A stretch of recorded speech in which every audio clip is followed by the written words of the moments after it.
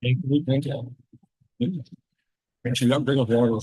to the UK HealthCare Boys Basketball KHSAA Sweet 16 basketball tournament. Today's winners of the first game are the Bowling Green Purples. We have head coach DG Sherrill, student athletes Deuce Bailey, Braylon Banks, and Caden Carpenter. Coach, give us some comments, please. Well, it's about what we expected. It was going to be a war from the start. We're playing a really good opponent. We kind of got a little lead there, but they were never going to quit playing. They turned their pressure up on us, did a good job of getting us turned over. We shot a couple quick shots. They were real physical around the boards. Their big boys really did a good job of offensive rebounding. Loy's a load. He's a fabulous player. We had to exhaust a lot of energy to try to keep him in front, but they've got other really good players. Their big boys did a great job of really muscling us around there and making us have to play. We got uncomfortable defensively a little bit. We wanted to press them the entire game to try to get to legs, and I thought we got to Loy's legs particularly late. But that's a good win over a really good basketball team, and that thing started teetering. It could have gone either way. So we just feel fortunate that we came out right into that one. Right here in the corner. Deuce, you've made a lot of big plays up here in football. Take us through that to be able to kind of make that play, make that bucket when you guys needed it. I kind of just seen a matchup I liked, took the opportunity, and just tried to get to the basket, take a good shot, and, it went in. Another question, second ball right here. DG, that final possession of regulation, it's going to Loy. Yeah. Just kind of what you're telling you guys to kind of keep that from happening. All of it, You're trying to roll help to him. You're trying to roll as much help to him. He does such a good job of using his body and getting inside of him, creating contact and drawing those fouls. We just rolled a lot of help. We told him, look, we know probably where the shot's coming. We can't leave a big because he'll pitch that big. The guys on the perimeter weren't going to be options. He was going to take that shot or he's going to dump it to a big once he got deep in the lane. So we just told guys, roll that thing. And we had the jump ball. We were in the bonus, so we had timeout. I said, when you get a rebound, just cover it up. Don't take off dribbling because they're going to come get us. So, and I felt like on film that Deuce was the one guy I had that maybe could cause him some trouble because of his length and because, his lateral quickness is as good as anybody I've ever coached. So we had to beat him to spots and get him turned. And I thought that was a big key. But that last possession there, just making sure we kept him in front. Having tried to have score, his legs were jelly, trying to get him score over top of a bigger defender, and then really have those bigs, their bigs covered for any kind of dump or put back. Right here on the end. Can you walk us through what you said in the huddle after the intentional foul in the fourth quarter? I mean, I'm going to watch it on film. We had good officials, man. We're a state tournament. So obviously at that moment, anybody was watching knew I disagreed with that call. But, it's one of those situations where it's above the neck. I understand, but they're up in our bodies. And so how am I kid even supposed to start dribbling if he's all the way up in us? And so, probably a step back would have been a little better for Caden, but I've coached Caden for 4 years, known him for about 10. He's not committed an intentional foul in his entire life. So it wasn't anything malicious about it. He was just, when you're going to run up in there and you're putting your neck and face in there, now your head's in there. So, right, probably by the letter it was the right call, but obviously we didn't like that call at that moment. Coach, was there any doubt you were going to Deuce on the last play? Was that his decision, or is that what you called and what you wanted? Well, when we spread the floor like that, and as I've told people that's asked us all year long, I've always got 5 guys on the floor that can score the basketball, and I've got supreme confidence in my guys making a good play. A lot of people, Deuce was a preseason fourth region player of the year. So he's going to go play college football, but he's a college basketball player. Why wouldn't I want the ball in his hands? I've seen him make those plays he's been here since he's an 8th grader with me. So, any of these 3 guys here would have turned that corner. I'd had confidence in making the right play. And, it was one of those situations where, and I told him in the locker room before the game, you win these games by refusing to lose. Just refuse to lose the game. And we caught some breaks that didn't go our way. We had some bad possessions. Hats off to Adair. They had some great possessions to get that thing into overtime. So for us to make that play there at that moment, when he turned the corner, I thought something good's going to happen here, or we're going to go home saying we tried to do something good right here. We tried to make the right play. And if it doesn't go, then you can walk out saying we tried to make the right play at that moment. Braylon, for you in that third quarter there, you kind of had a little stretch, I think 6 to 8 points of your own. What were you seeing out there and what was working for you? Just exploiting the mismatches. We saw that number 5, he had 3 to 4 fouls, and I knew he wasn't going to be aggressive. So I just called Joe to get that ball screen every time, and I felt good with my shot.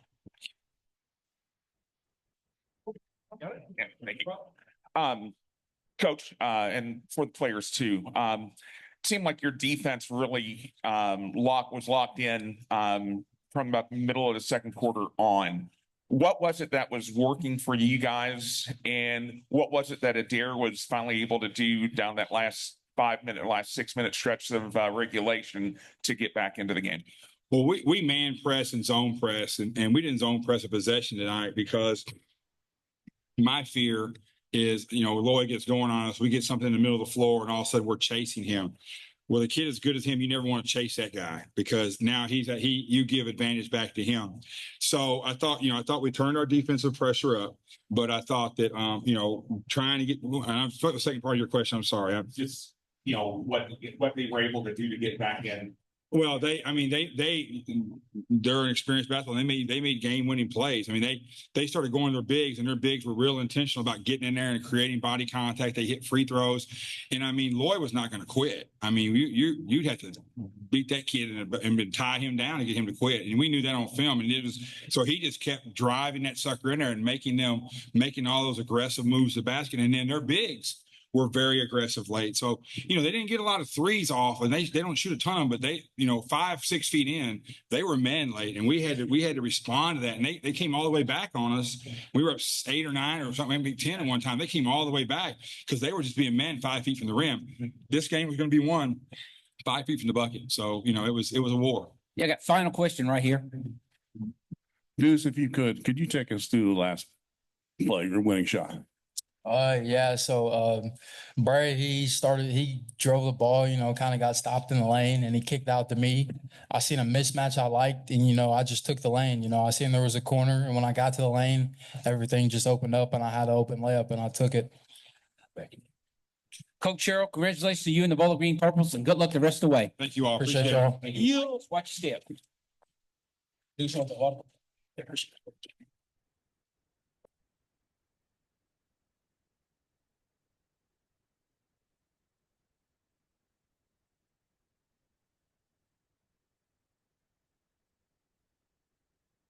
We have the Adair County Indians, head coach Darren Breeze, student athletes Isaiah Cochran, Connor Loy, and Brayton Comer.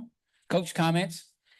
It's a good game back and forth. We missed one there at the end of regulation, a couple shots, and then they hit one there at the end. But I thought the first half was what was the difference in the game. I thought we played well second half, and the first half I just thought we missed too many layups and little stuff like that. Even in that third quarter, I guess it kind of carried over. So then you had to come back, and we did a heck of a job coming back. The bigs on the inside, I mean, they had 2 or 3 and ones since we didn't hit very many threes, and then I think even Connor had one in there. Just somebody had got to win, somebody's got to lose, and 1-point game. We wanted to be on the other side, obviously. Questions?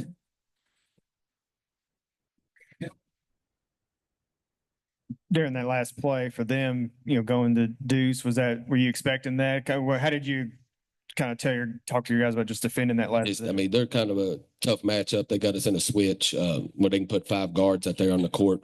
Just, they do a good job of catching the ball on the run. They don't catch them late. They catch it on the run and attack. And he did get downhill. He just made a good play, got to the basket, because we weren't going to help off Idlet, and they kind of drove at him on his side because he's probably the top 3-point shooter in the state, and he hadn't hit one today.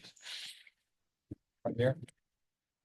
Coach Breeze, I was wondering what it felt like or what it feels like to coach this type of caliber team. I mean, you've been here back to back for 2 Sweet 16s now, and just what this season meant to you with this team and being able to bring them here.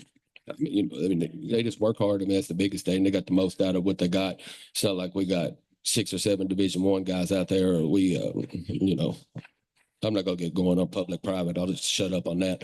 But anyway, it's just not, we get the most out of our abilities, and we got, kids from where they're at, and then we did the best we could, and get up here twice. That's an accomplishment. But like I told them before we left and media, I think I told you, when we came up here, if we didn't win at all, we'd be disappointed. I don't care if we lost first, second, third, or fourth game. You know, so we lost the first, and, you know, again, we're disappointed and hurt by it. Connor, tough shooting night for you, but you kind of never quit there at the end. What would just kind of walk us through that last series where you guys started to make that comeback and kind of where you kind of dug that energy from? We just turned them over some, push and transition, got the layups. Coach, at the end of the regulation, was the strategy just pull them out and then, you know, was it a timeout between a certain time? Because it was 3.5 is why I'm wondering. I mean, we got pretty much what we wanted. Just yeah, I mean, it was kind of hold the ball there toward the end. We the play was really for Isaiah, but they did a good job. They didn't really come out man the way they kind of lined up. We was kind of hoping they'd be man, and we had a guy running into his, and he was going to curl and hopefully hit that shot out of the corner. You know, we went over it for the last couple of weeks, so we knew. Even coming to the huddle, we went through it in the hotel last night, so we knew what we was doing. But if that wasn't there, which they did a good job of switching it, Connor set a back screen for Brayton, and Connor got the shot and, you know, get to the offensive glass and, you know, just didn't fall. The shot or the rebound didn't fall, but at least biggest thing, we got the opportunity of it. And, but yeah, I mean, that's what the end of it was. Basically, make sure we get the last shot right there. Darren, I'll be honest, I don't remember if you had a timeout there at the end, but if you did you kind of reconsider that in the moment? I know it's just 7 seconds. I did, but we've been in that situation a lot, and Isaiah tried to, and I don't know if Bowling Green did it on purpose or not, but we've been in that situation before where they score, and, you know, they know this to get out and play and push. And if I want to call a timeout, they did a good job of angling almost, because Isaiah got it and he kind of looked toward Connor over there on the right side, and they kind of angled. He couldn't throw it there, so he had to throw it up here. I did have one, but it's hard to get a good shot right there, and they've done one play we got to get it long. I didn't feel comfortable running it there, so I just let them push it. Final question here in the back. Isaiah, for you, man, this 2 years in a row, you all made it back here. You all went undefeated in the region this year. Obviously not the way you wanted to go out. Can you just kind of describe, you know, this journey over these past couple of years for you all? It's meant a lot to me, you know, coming here from Collins. I built a bond that I didn't expect to build down here with these guys. And it was the best decision I probably ever made with this sport of basketball coming here. So yeah, it's been everything to me. Coach Brees, congratulations to you and the Indians on a great season. Thank you. Thank you, gentlemen. Thanks to you, right? Watch your steps.